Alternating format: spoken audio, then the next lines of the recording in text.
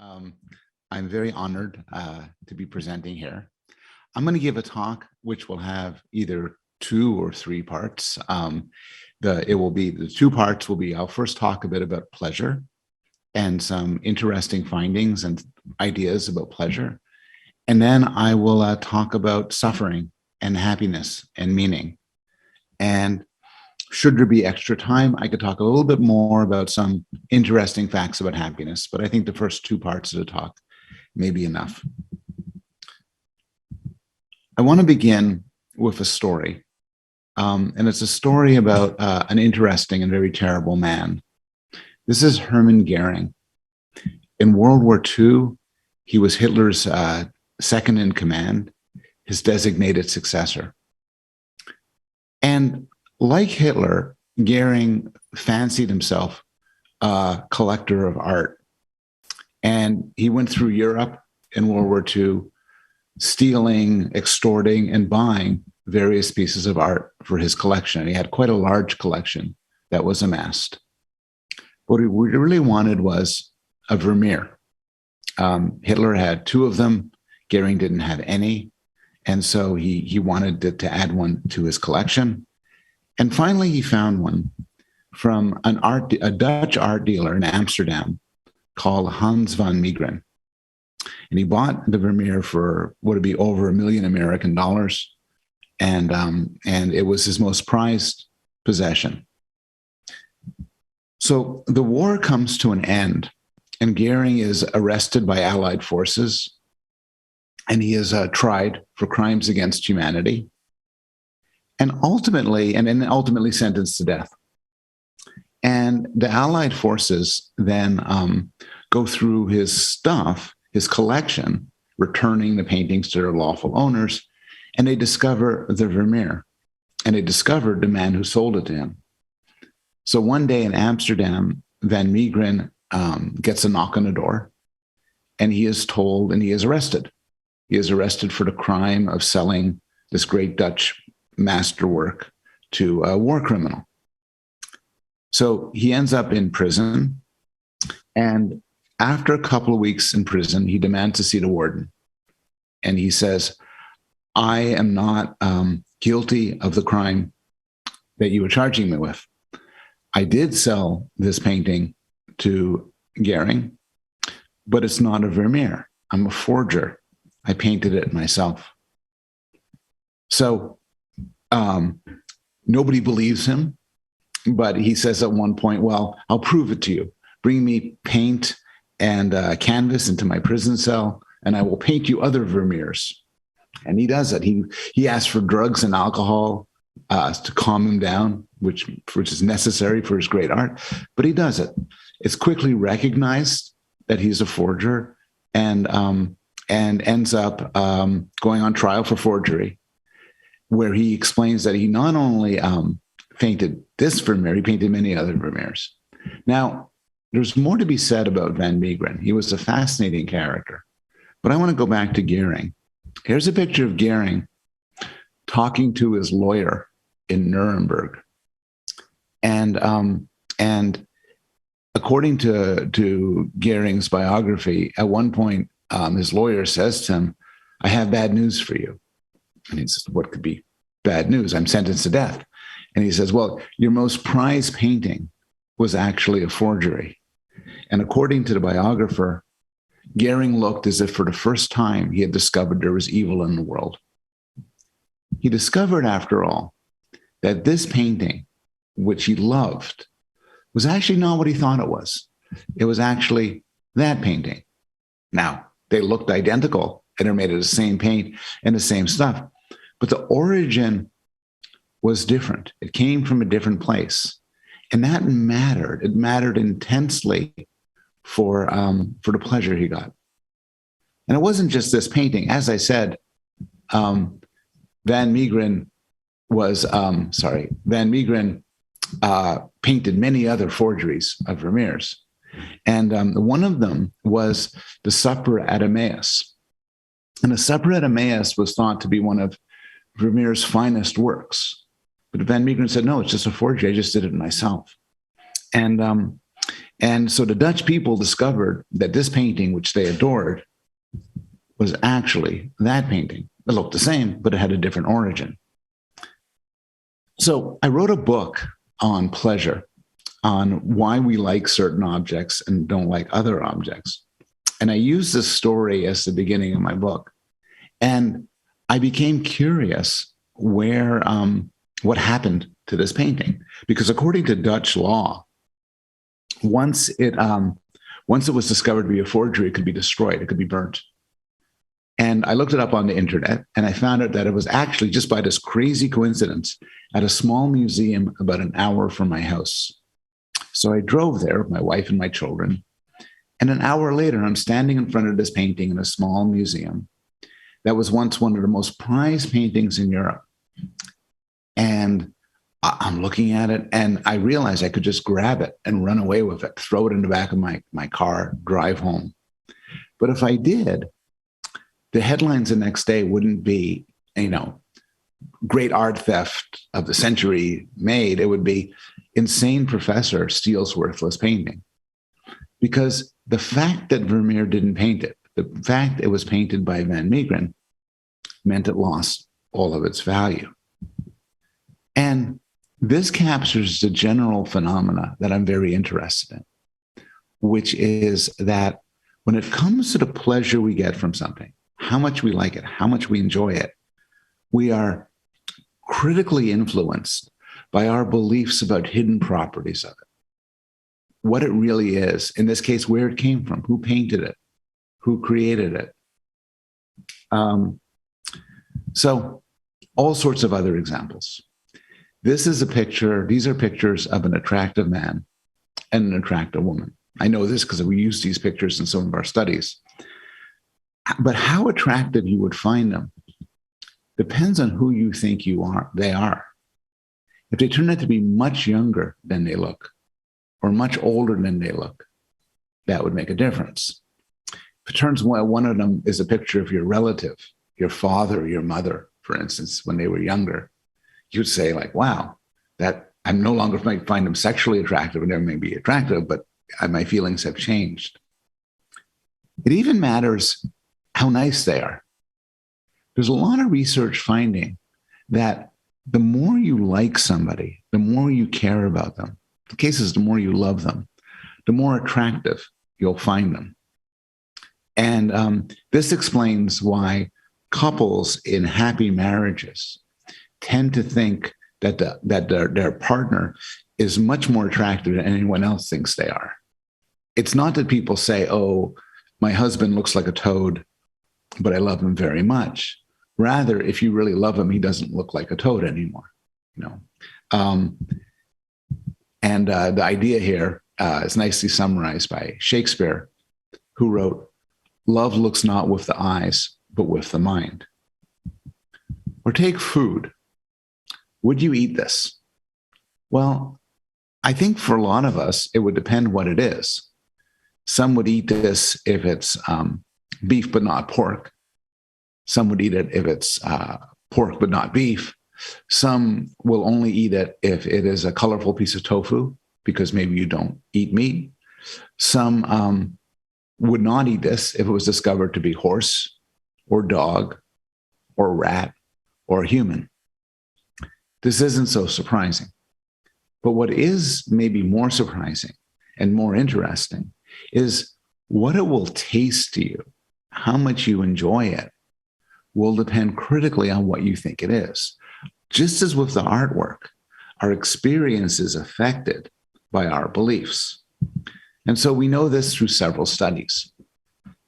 How do you make children not only become more likely to eat carrots and drink milk, but to rank them as tasting better? Well, you pull them from a McDonald's bag. They associate McDonald's with what tastes good. And so this understanding will lead them to experience it as tasting better. Now, you say, well, those are kids, but for adults, so many of the good examples come from wine. So there are many studies which give people the very same liquid, the very same wine, but for some of them, it's poured out from an expensive bottle, a Grand Cru. and they're told it's very expensive. For other people, it's poured out of a cheap bottle, maybe Van Ordinaire, and they're told it's cheap. And then they taste it, and then they're told, forget about where it comes from. How does it taste to you? And what's found over and over and over again is the experience of taste is determined by what you believe it is. This was recently done with,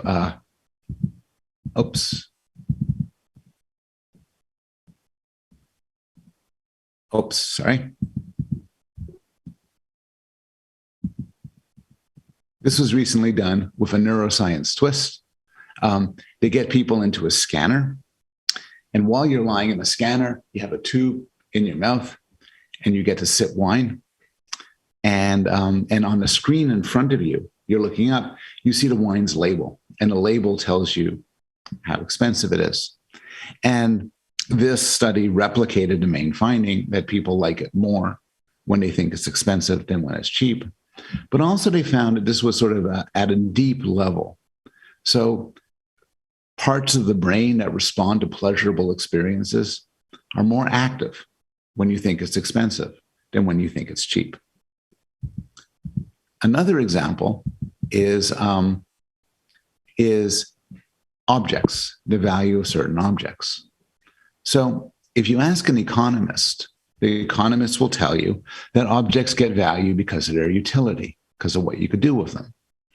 And from this perspective, a pair of shoes is something you'd wear on your feet, golf clubs you could play golf with, and a piece of chewing gum is of no utility at all and no value at all. And I think it's true, utility does matter. But for each of these three objects, we respond to deeper properties of the object when giving it its value. The golf clubs were owned by President John F. Kennedy, beloved American president, and they sold for $750,000 American dollars. Nobody thought they were particularly good golf clubs. They weren't better at hitting the ball.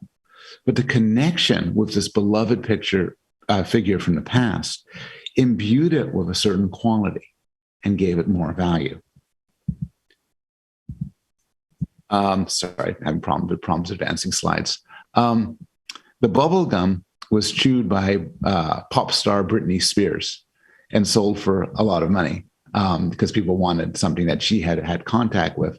And in fact, there's a history of people spending money for the partially eaten food of celebrities, as you could see when President Barack Obama's breakfast was put out for sale on eBay.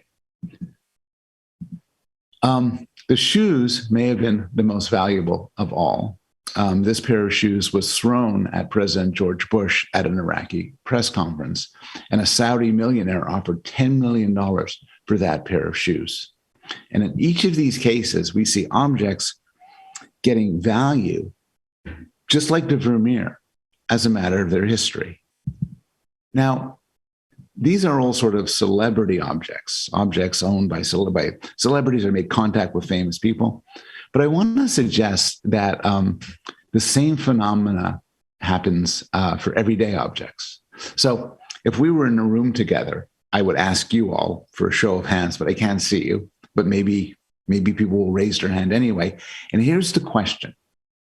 The question is, do you have any objects in your life that are literally irreplaceable? And what I mean by this isn't that they have infinite value, but rather that if you lost it, you couldn't get one back.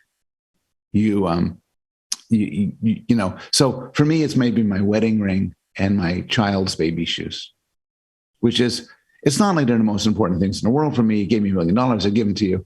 But rather, if I lost my kid's baby shoes, you wouldn't say to me, oh, I'll go on Amazon and buy you more shoes. It has to be those shoes. That's what gives them value. There's a lot of interest in the question of precisely what sort of, what gives objects these value. And I did this in an experiment with some colleagues. We asked people to, we first asked people to name their favorite, most favorite living celebrity. And so, for example, some people named George Clooney, a beloved and popular actor. Then we asked him a question. We said, how much would you pay for a sweater that was owned by George Clooney? And in our study, we said they would pay $135, which was more money than they would pay for anybody else's sweater, for just a sweater you buy in a store. So we wondered, why is it getting its extra value? Now, one theory is that maybe you think you could sell a sweater to a fan of George Clooney, or you could boast, look at the kind of sweater I have. It was once owned by a famous actor.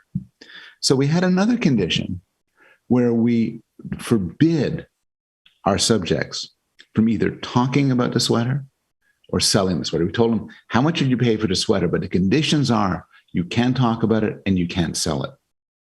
And as you might expect, the value dropped a bit. But I'll tell you what really made the value drop.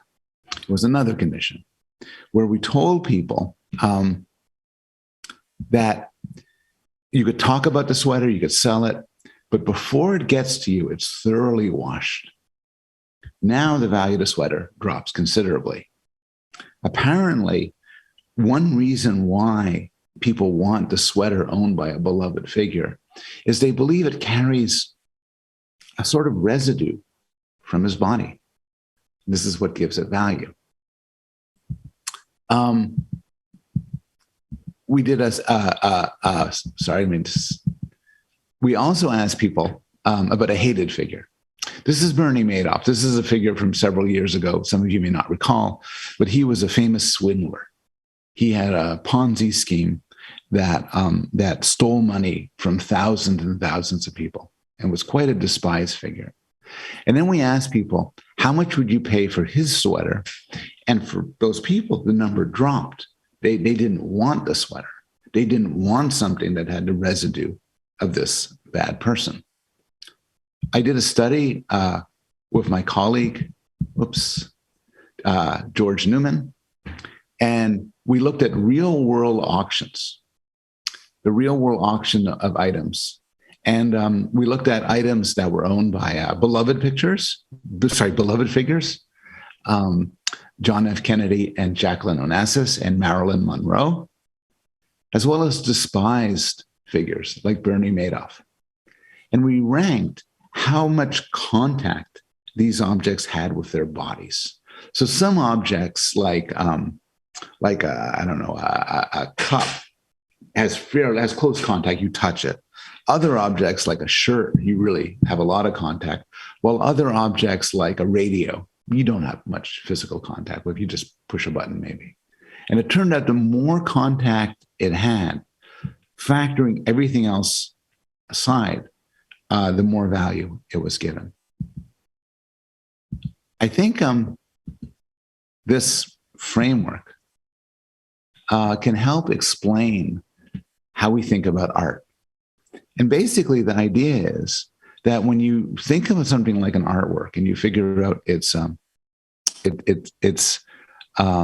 value, you don't just think of it as a physical thing. You don't just focus on what it looks like or what it feels like or what it tastes like, but rather you look for its deeper properties, including its origin. And this can, I think, explain differing understandings of art. So this is a Jackson Pollock, and people have different opinions about Jackson Pollock. Some people think Jackson Pollocks are ridiculous. Even a child could do it. Other people think they are gorgeous, incredible, tremendously valuable works of art. And I'm not going to tell you my view on it. I'm not going to say who's right and who's wrong. I don't know. But I will point out that how much you like this artwork will depend critically on how you think it was created. If you believe this creation to be a difficult and intense work, you will value it more. While if you believe it's something that a child could do, splashing paint on a canvas, you will value this less. And I have an illustration that I think helps make this point. It's about a young artist who a young artist who paints in the style of Jackson Pollock. And her work sold for many, many thousands of dollars. It was quite valued. And part of the reason it was quite valued was that she was a very young artist indeed. This was Marla Olmsted. And Marla Olmsted did most of her painting when she was about 3 years old. And this fact about the painting gave it value. And there's a wonderful documentary about this called My Kid Could Paint That. And it tells an interesting story. So she was painting it and her work was getting a lot of value. And then the television program, 60 Minutes too, which is an American program that investigates things, did an investigation of her paintings. And they went to her house and they filmed her and they talked to people. And they came to the conclusion that her father was helping her. And once they broadcast that conclusion, once they had that show, the value of her artwork dropped to nothing. And the idea here is when you like the artwork, when you're drawn to the artwork, it's not merely what it looks like, it's its history. And when the history changed, people's impression of it changed. Another example is Joshua Bell. So this was an experiment, not by a psychologist, but by a reporter for the Washington Post. And he was interested in a very nice question. The question was, what would we think of the music of Joshua Bell if we didn't know it was from Joshua Bell? What if we just thought it was some anonymous guy? He's a very famous musician. And maybe because he's famous, we hear his music differently. So this reporter, Gene Weingarten, did a very clever study. He got Joshua Bell, who must be a good sport, to agree to go to a Washington, D.C. subway station and stand in the corner, put his case in front of him, and play his music. And the question is, what would people think of his music when they didn't know who he was? And here's a little clip from YouTube of him doing a musical performance.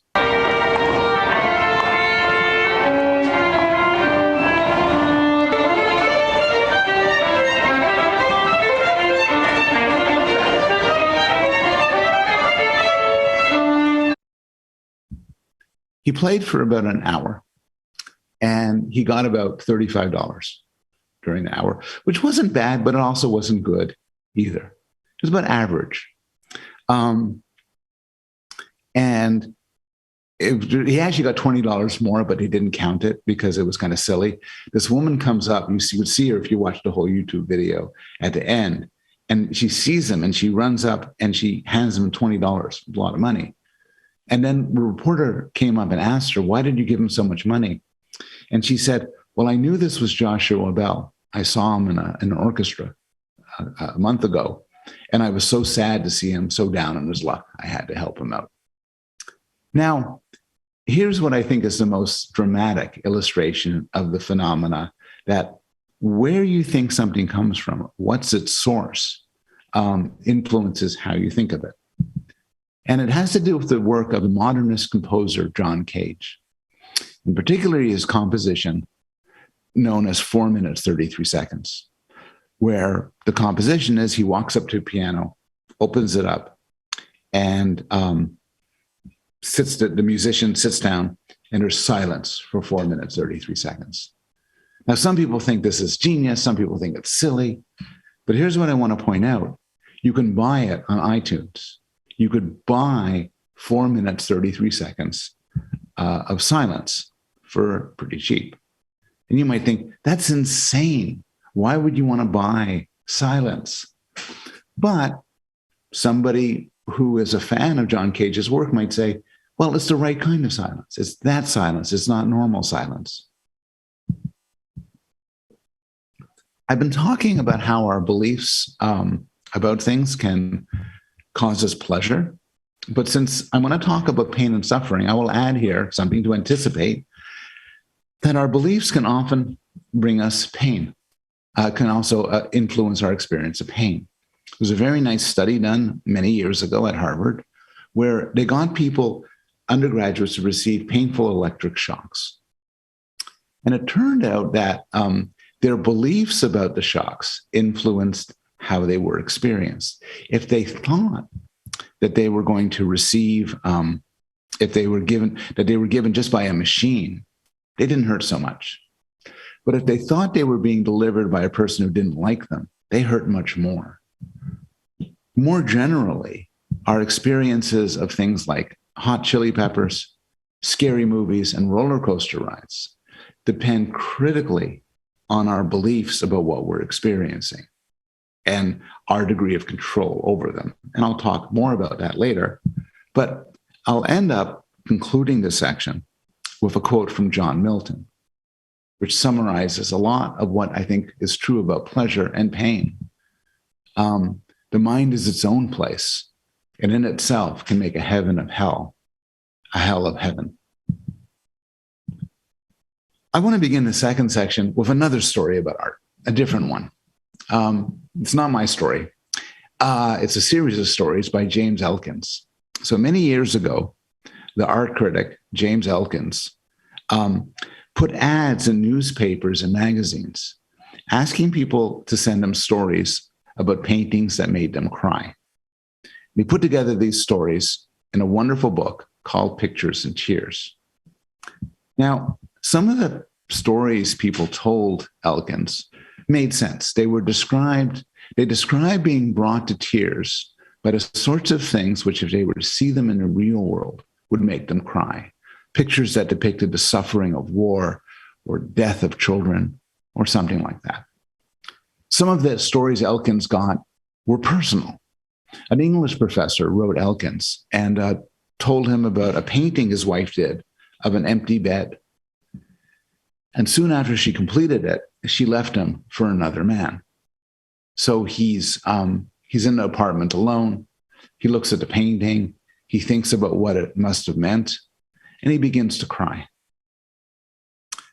Other paintings, though, it's not so clear why they have the reaction they do. So, sorry. So this is these are paintings by Mark Rothko in a chapel in Houston, Texas, and they're giant purplish black canvases. And people would write to Elkins, and they would say they'd sit on the benches there, they would stare at the paintings, and they would cry. And part of their tears, most likely, are because they knew that soon after completing these paintings, Rothko killed himself.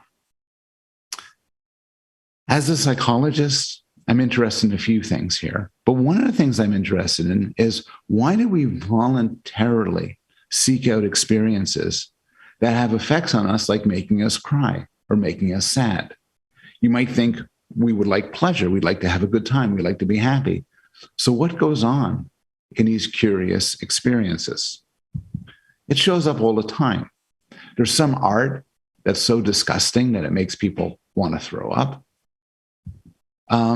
People like listening to sad songs that sometimes make them tear up.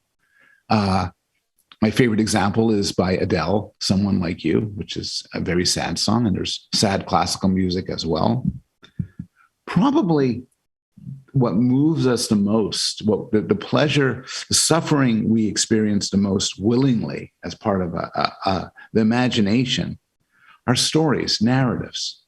So David Hume introduced many years ago, hundreds of years ago, the paradox of tragedy, where he writes, "It seems an unaccountable pleasure which the spectators of a well-written tragedy receive from sorrow, terror, anxiety, and other passions that are in themselves disagreeable and uneasy."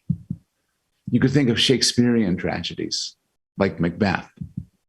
You could think of, as a variant of this, not sadness, but fear, as in movies like Psycho. And you might think that Psycho has certain artistic qualities that we resonate to, but often people like being frightened by simply grotesque films, by so-called torture porn that focuses on the suffering and cruelties people experience. This seems to be a sort of universal and early emerging appetite. in a storytelling animal, Jonathan Gottschall, a literary scholar, talks about the stories children write. And he gives some examples. Trains running over puppies and kittens, a naughty girl being sent to jail, a baby bunny playing with fire and burning down his house, a little boy slaughtering his whole family with a bow and arrows, a different boy knocking out people's eyes with a cannon, a hunter shooting and eating 3 babies, children killing a witch by driving 180 knives into her belly. Even putting aside stories, even in our imagination, we tend to focus on the negative. There's a lovely study by Matt Killingworth and Dan Gilbert where they give people an iPhone app that goes off at random times. And when it goes off, the people have to answer 2 questions. One question is, what are you thinking about as you at this moment? Are you thinking about what you're doing, or are you focusing on other things? Are you daydreaming? Are you imagining? And the second question is, how much fun are you having? How happy are you? And they find 2 things. One thing is, over about half the time we're alive, we're daydreaming. But half the time we're not in the present. We're outside of that. We're thinking about the past or the future, having fantasies, having daydreams, and so on. And the second finding is, and you can see this in the title, which is a wandering mind is an unhappy mind, that most of the time that we're doing this, we are unhappy.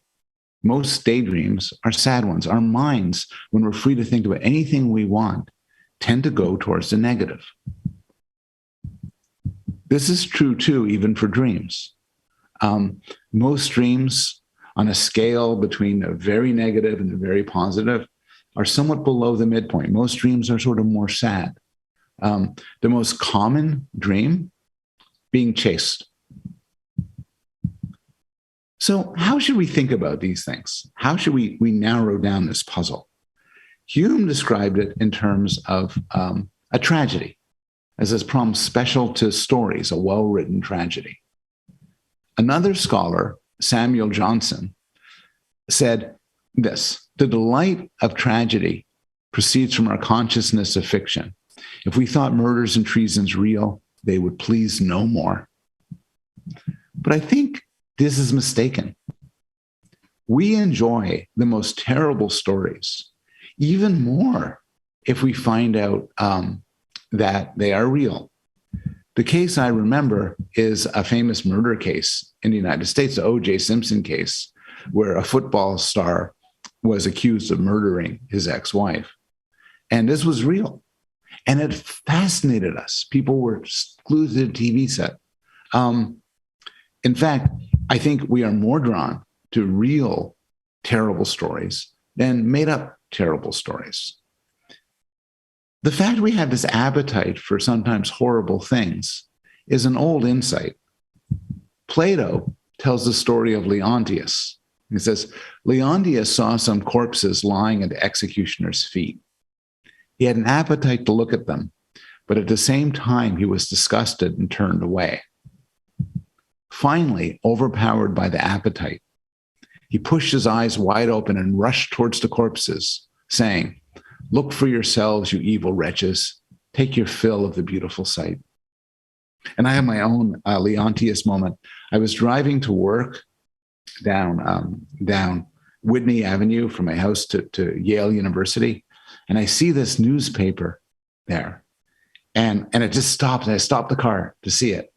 Because what it says is gruesome details.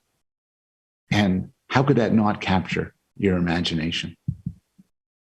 Finally, as I mentioned before, we seek out uncomfortable experiences, not just in a world of fantasy, but in a world of reality. Some of us like chili peppers. Some of us like roller coaster rides. Paul Rosen and his colleagues give a list of examples of the sort of tastes people like, and points out some people like spicy food, massage pain, physical exhaustion, pounding heart. Take another example. There is a significant minority of people who like violence and some degree of violence and pain in the context of sexual interactions, in BDSM, for instance. The most popular English language book of the last decade, from 2010 to 2020, was 50 Shades of Grey, which tells the story of a sadomasochistic relationship. The second most popular book was the sequel to 50 Shades of Grey, and the third most popular book was to end a trilogy. At least in the imagination, then, something of this really appeals to us. So why would we like pain? Physical pain, discomfort, emotional pain, sadness, being disgusted, being afraid. Well, there's different answers to this. Some of the answers are low level. So we often enjoy contrast. We often inflict pain on ourselves for the benefit of getting subsequent pleasure. Maybe one reason why we like hot chili peppers is it feels so good when we drink beer afterwards to cool ourselves off. Maybe one reason why a hot bath feels so good is because at a moment when it cools off and things are quite right. And there's laboratory studies finding that the experience of pain enhances the experience of pleasure later on. It's like the old joke where there's a guy banging his head against the wall and you ask him why he's doing it, and he tells you it feels so good when I stop. A second explanation for why we do painful things and seek out pain is signaling. We often do it to show off to others, to demonstrate to others how tough we are, or how pious we are, or even as a cry for help. A third explanation shows up in the context of religion, which is sometimes chosen pain can bring a community together. So all religions, all major religions, have some degree of chosen suffering, where people engage in rituals that involve pain. In the Philippines, on Easter, celebrants have themselves crucified. In a Hindu festival in Mauritius, people have piercings through their face and hooks attached to their body, and they use these hooks to drag heavy structures up a nearby hill. Now, those are extreme examples, but there's a lot more mundane examples. Religions like Christianity, Judaism, and Islam involve various sacrifices where you have to fast for certain periods, or you can only eat certain things, or only go out at certain times. And these restrictions are part and parcel of religion.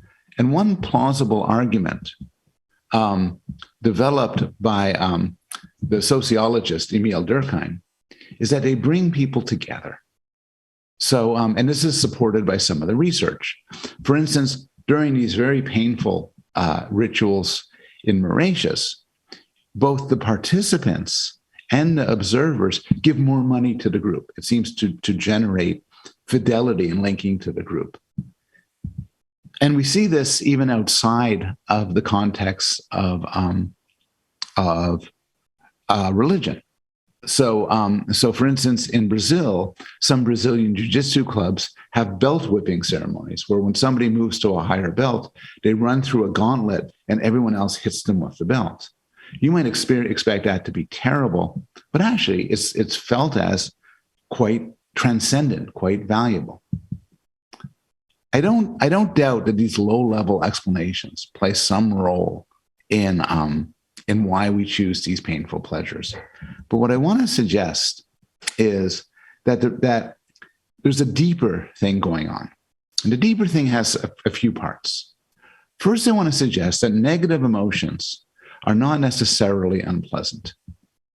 And so Hume is right when he talks about, Hume is mistaken when he talks about sorrow, terror, anxiety as passions that are in themselves disagreeable and uneasy. And here I'm drawing upon the research of the neuroscientist Lisa Feldman Barrett on the nature of the emotions. So consider fear. So imagine you're being charged by a large animal and you're frightened, and that would be a very bad experience. The question is, what makes this a bad experience? Well, presumably because of the dangers of being killed or maimed by the animal. But the fear itself need not be unpleasant. As I'm writing this, a few days ago, we had Halloween celebration, which involves people being very afraid and enjoying it. Imagine there's not an actual wild animal, but it's a virtual reality simulation of one. Now the experience changes. And in fact, people really enjoy going to haunted houses to get frightened by them.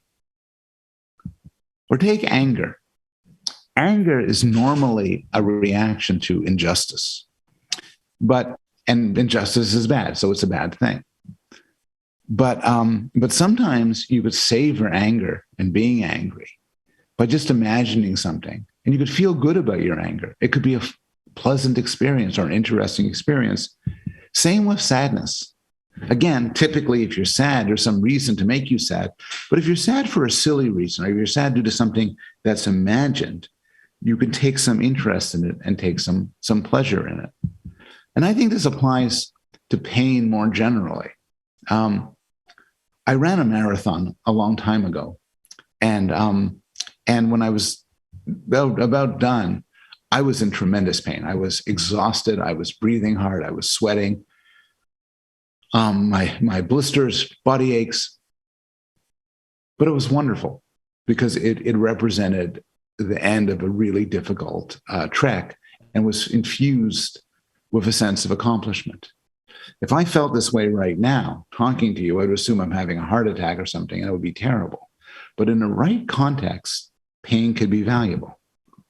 And this brings us back to Shakespeare again, who wrote, "There's nothing either good or bad, but thinking makes it so." So negative emotions aren't necessarily unpleasant, but sometimes they are unpleasant. Sometimes I would want to suggest we seek out pain and suffering, not because they give us pleasure, but because they connect to higher goods. Forget this slide. And the idea here is we're not actually hedonists. We want pleasure, but we don't only want pleasure. And we sometimes seek out the unpleasant. And this brings us to the final objection I have to David Hume, where David Hume describes it as an unaccountable pleasure, why we would seek unpleasant experiences. But it's actually reasonably common. And I'll give some examples of this. My first example is mountaineering, endurance, mountain climbing, including polar adventures. It turns out that people do this willingly. They enjoy it. They build their lives around it. They pay an enormous amount of money to do it. But it's not pleasurable in any simple sense. In a review article, the economist George Lowenstein describes it as harshly uncomfortable, miserable, and exhausting. You know, you're exhausted as you're doing it. You often have a headache because of low oxygen. It could be extremely boring, being trapped in tents for days at a time. And yet somehow we love it. There's something about it which gives to some people value. Now, maybe some people in this audience are not endurance mountain climbers, but I bet some of you have children. And children are an interesting case of a choice that we do because it has some higher values, but not necessarily pleasure. In a wonderful book, Jennifer Senior reviews the literature on this. And you do the same sort of beeper studies that I talked about before, where you have an iPhone that goes off randomly. And when it goes off, you talk about, how much pleasure or how much pain you're experiencing and what you're doing. And it turns out that despite what people often say, the times they spend with their young children are often boring and kind of miserable. To see another reflection of it, this is a graph that shows the effects of having children on people's marriages. Summing up from 4 studies. So when people get married, they're pretty happy with their marriage. And then the kids come along and they get less happy and less happy. And then when there's teenagers, they're at the bottom. And then when they start to leave the house, they get happier and happier. At the same time, though, Most people who have children don't regret it. Most people who have children may describe it as the most important things of their life. And so we have to answer the question, how could it give some satisfaction without giving pleasure in any simple sense? As a final example, consider people who join a group like ISIS, an apocalyptic death cult. In a controversial tweet, the writer Joyce Carol Oates asked, "All we hear of ISIS is puritanical and punitive. Is there nothing celebratory and joyous, or is query naive?" And it turns out that these groups satisfy something that goes beyond pleasure. And an example of this, the idea was nicely put by the writer and critic George Orwell, talking about Hitler's book, Mein Kampf. And here's what Orwell has to say. Hitler knows that human beings don't only want comfort, safety, short working hours, hygiene. They also want struggle and self-sacrifice.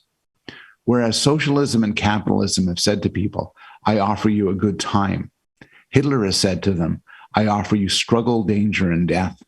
And as a result, a whole nation flings itself at his feet. We don't tend to, often we don't go to war anymore. So we have an appetite for watching other people clash with evil.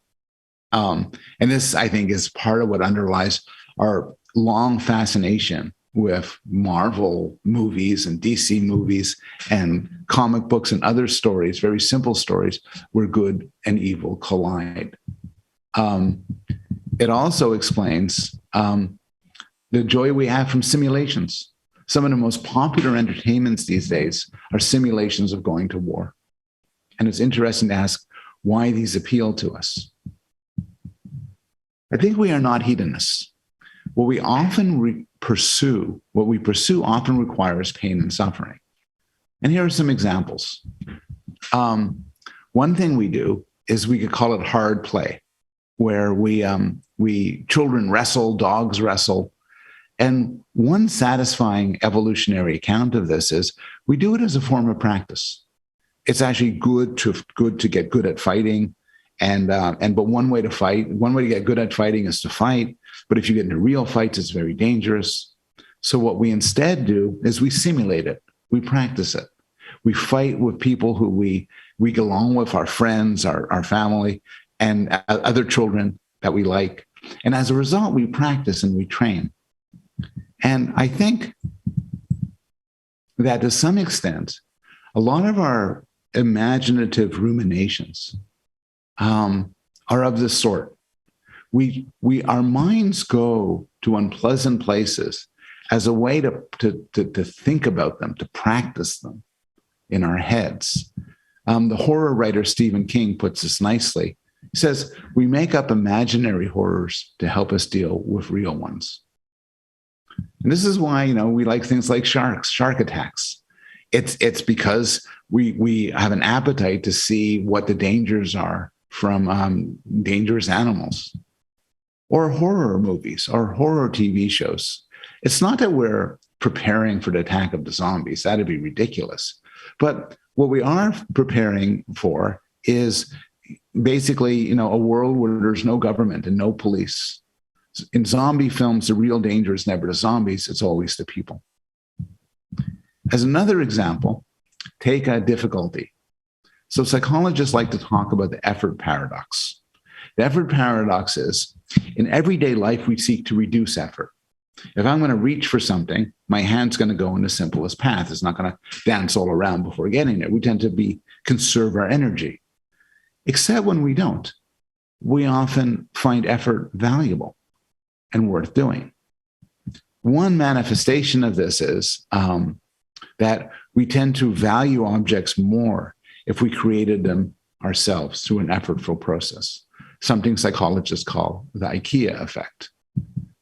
Different manifestation is we enjoy simple activities like crossword puzzles that give us no signaling benefit. They give us no tangible rewards, but they're fun. And the ones that are the most fun are the ones that are difficult, that are hard to do, that stress us. The psychologist Mihaly Csikszentmihalyi, who sadly passed away last week, talked about the notion of flow and the value flow has to a good life. And flow is not pleasure. Rather, flow is an experience of engagement. You know you're experiencing flow when time goes by and you don't notice it, when you forget to eat or forget to pick up the kids from school. Flow is something experienced by great athletes, by musicians, by scholars. And again, it's not easy, it's not fun in any simple sense, but it seems to scratch an itch. Another pleasure we seek out, which conflicts with, another appetite we have that conflicts with pleasure is morality. We're moral creatures. A lot of my own research looks at the emergence of morality in babies and young children. And in that we find as young as we test, there's some desire to do good, some desire to help. Experiments which have somebody expressing pain or discomfort, we'll find that toddlers will often reach out to help. I'll show you a clip from a lovely study by Felix Varnikin and Michael Tomasella that makes this point.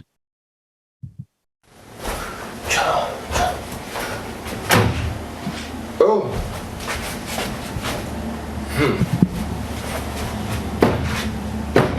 Oh.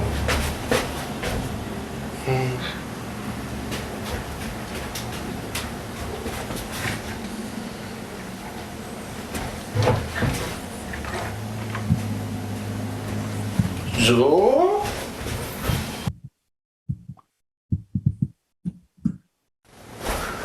So, morality often makes us good. But a lot of my research has looked at the way in which our moral impulses can sometimes make us cruel, make us shun people or want to punish them, want us to want to make others suffer. Here's a very simple example from a paper done by two of my Yale colleagues, Arbor Tassimi and Karen Wynn. It's a very clever study, but it shows a sensitivity to morality even in small children. This is with 1-year-olds. So what you do is if you put one cracker in one plate and 2 crackers in another plate in front of a kid who can't walk yet but can crawl, the kid will crawl to the 2 crackers. They like crackers. But what if a nice person offers 1 and a mean one offers 2? And nice and mean are shown by this person interacting with others with a nice or mean way. Now the results change. Now they will go to 1, giving up 2 in order to not interact with the bad guy. You might wonder, by the way, how much you could push it. Well, if a bad guy offers 8, kids will go to the bad guy. They are not limitless in their capacity to tone down their selfishness. In general, there's a large literature showing that we often like to see bad people punished, so-called altruistic punishment. Sometimes we'll even give up resources to punish others. And there's a neural reflection of the satisfaction we get to punish bad people. And I think this ties in with certain pleasures. A lot of what we enjoy in our movies and our books and our plays is seeing bad people get theirs, is revenge films, is seeing something where there's an evildoer and the evildoer gets his comeuppance. And in fact, there are 2 books I know that claim to summarize much of the world's literature. And one is called Comeuppance and the other one is called Revenge Tragedy. You have difficulty, you have morality. If you put this together, you get difficult morality. Many years ago, there was something called the Ice Bucket Challenge, where people would pour freezing ice water over their heads to raise money for a charity to make money to defeat ALS, an extremely serious disease.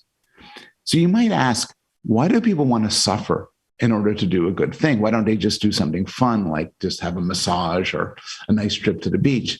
But in general, psychologists have found what they describe as the martyrdom effect, which is that the more pain and effort you have, the more likely you are to give. The The flip side of this is what's known as tainted altruism. And tainted altruism is when you, if you enjoy doing good things, people tend to discount it and not view it as that good at all. Basically, our sort of sense of suffering and morality are tied together. It's a type of hard play, difficulty, morality, difficult morality. And the argument is that suffering emerges from the pursuit of these goals. And in general, suffering reflects a choice to have a meaningful life. What about unchosen suffering?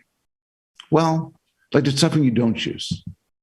Here's an example. This is the Boston Marathon bombing of many years ago, a terrorist attack in the United States where bombs went off at the end of the Boston Marathon, killing and maiming several people.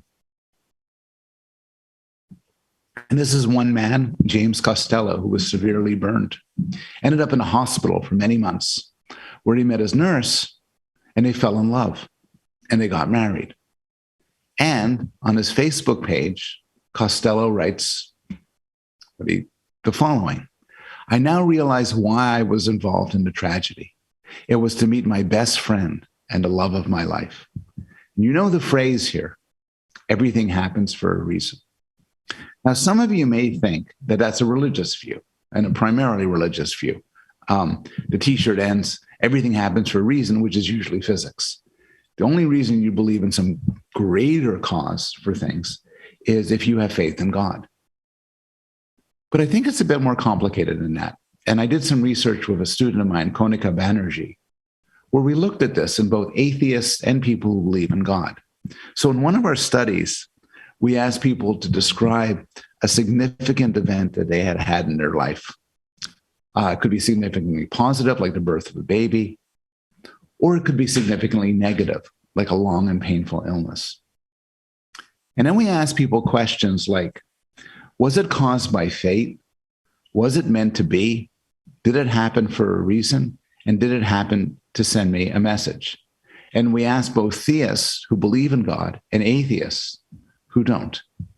And what you see here is that two things. First thing, the theists were more likely to claim that these events happen for a reason or to send a message.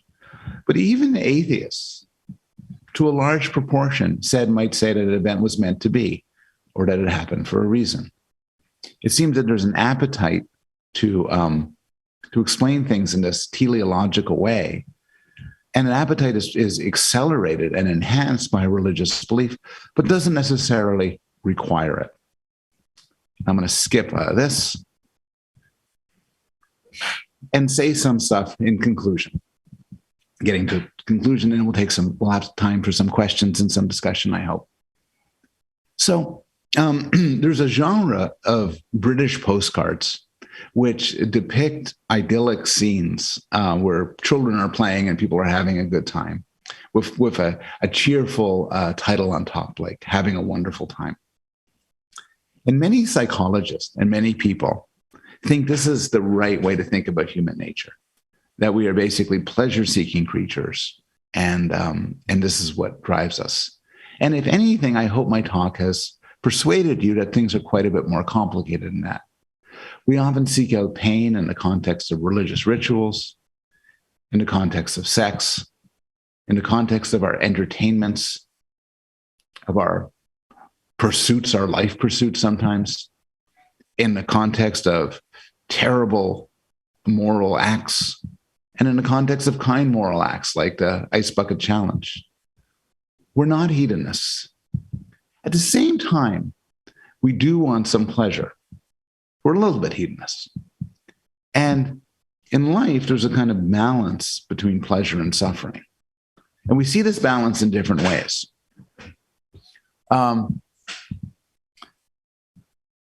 Consider the countries.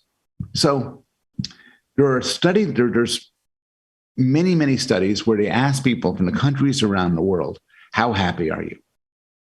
And here are the happiest countries in the world: Finland, Norway, Denmark, Iceland, Switzerland, Netherlands, Canada, New Zealand, Austria. These are countries that are rich, that have economic security, quite a bit amount of freedom, that are safe countries to live in, relatively speaking, and so on. But many years ago, a polling company asked a different question, not about happiness, but this question: do you feel your life has an important purpose or meaning? Now the countries that are in the top of this are countries like Sierra Leone, Senegal, and Laos. These are poorer countries. They are often more dangerous countries and more insecure countries. In fact, the happiness of a country is positively correlated with its GDP, with how rich it is, while the meaningfulness of a country is the opposite. It is correlated with its poverty. And so you see these things going in different ways. Or take another example. This is from an American survey of 2 million people. And they asked people, what are the most meaningful jobs? I'd ask them how meaningful their jobs are, and then determined what are most meaningful. And you get jobs like being in the clergy, military, social workers, and teachers. And these are difficult jobs. They involve helping people. They're meaningful, but they also involve anxiety and stress. They're not very high status, and they don't get you much money. In fact, there's only one job on the top of the list that is both highly meaningful and that pays very well, and it's surgeons. I'll take as a final example a lovely study by Roy Baumeister and his colleagues. They looked at a large group of people and asked them to rank themselves on how much they agree with the claim, I consider myself happy. And also how much they agree with the claim, I consider my life to be meaningful. And then they looked at what patterns correlate with these two answers. And they found some interesting findings. So for both a happy and a meaningful life, it's important to have relationships, and it's important not to be bored, to be engaged in your life. But they also split apart in certain ways. A happy life was correlated with health and money. A meaningful life was not. A meaningful life was correlated with more time with children. A happy life was not. In general, a happy life was considered to be easier rather than difficult, and less worry and less stress rather than more worry and more stress. They also asked one other question. Without any elaboration, they asked the question, are you a giver or are you a taker? And happy people tend to describe themselves as takers. People whose lives were meaningful tend to describe themselves as givers. There's a Connecticut artist who does these artworks where he takes these postcards, expands them, and then changes the title of it to correspond with some work of literature.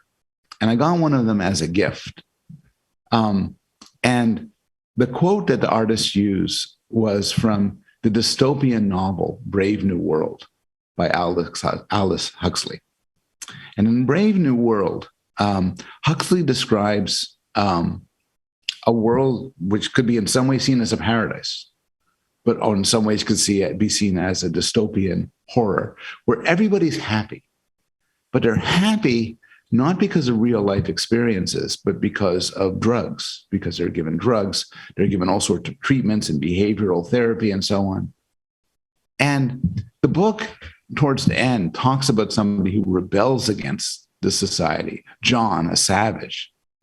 And he gets into an argument with a representative of the establishment. And the representative of the establishment demands to know, why aren't you doing things easy? Why aren't you doing things our way? And John says, I don't want to. And they go back and forth. And at one point, the representative of the establishment, Mustafa Mond, says, we can give you comfort. And this is John's response. But I don't want comfort. I want God. I want poetry. I want real danger. I want freedom. I want goodness. I want sin.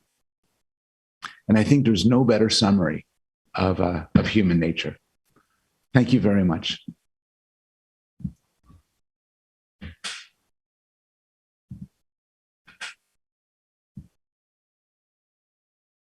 that brings the talk to an end, and I'm willing to take any questions.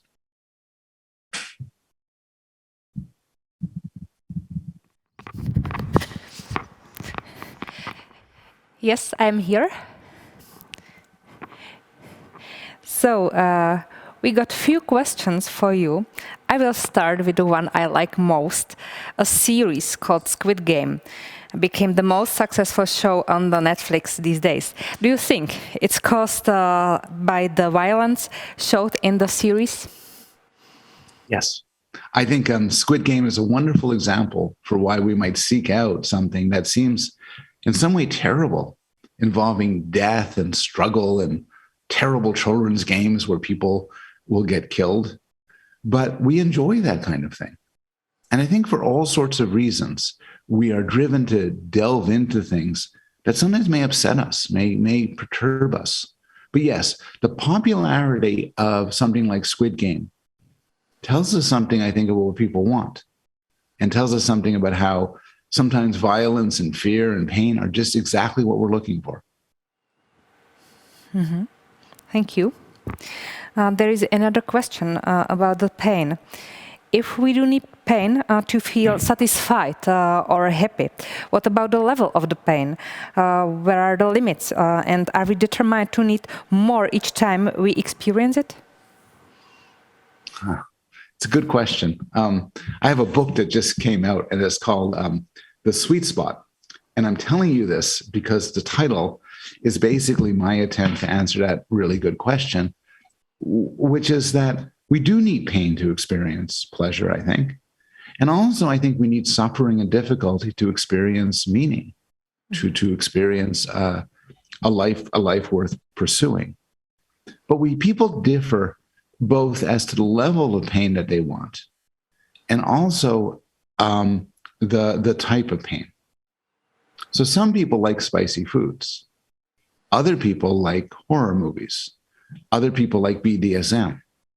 It's very hard to predict what causes one person to like one thing and one person to like another thing. It seems to be very particular and very individual in a way psychologists haven't yet understood. Mm-hmm. And then people also disagree about the intensity of it. Some people who like spicy foods so much they makes them weep. Others just a little bit of spice. I like scary movies, horror movies, but not too scary. Too scary is just too much for me. So there's a personal level where this makes a difference. Mm-hmm. Thank you. Next question from Anna. Do we enjoy a hard work task because of the reward which we anticipate, or do we think of pain as means for achieving pleasure? So consider difficult tasks. Sometimes we will work hard at something because we want the result. You know, I might go to work to make money, and if I have to work really hard because I want to make money so I live the life I want, I'm working hard, and that's why I'm working hard. There's no other story. But there's a lot of other things going on. And I think Anna's suggestions, both of her suggestions are right. Mm-hmm. Sometimes we choose to suffer for pleasure. Sometimes we choose to suffer because if I suffer a little bit, it'll feel really good when it's over. If I go for a good hard run, I'll feel really good when I stop. Sometimes we suffer because we give us a feeling of mastery and control. I feel really good about myself because look what I'm doing. Look at my control of things. But mostly, and this is what I'm kind of maybe most interested in, sometimes we suffer because it's part and parcel of a meaningful experience, of an experience worth doing. You know, as I said, I once trained for a marathon, and I'm not boasting because I was very, very, very slow.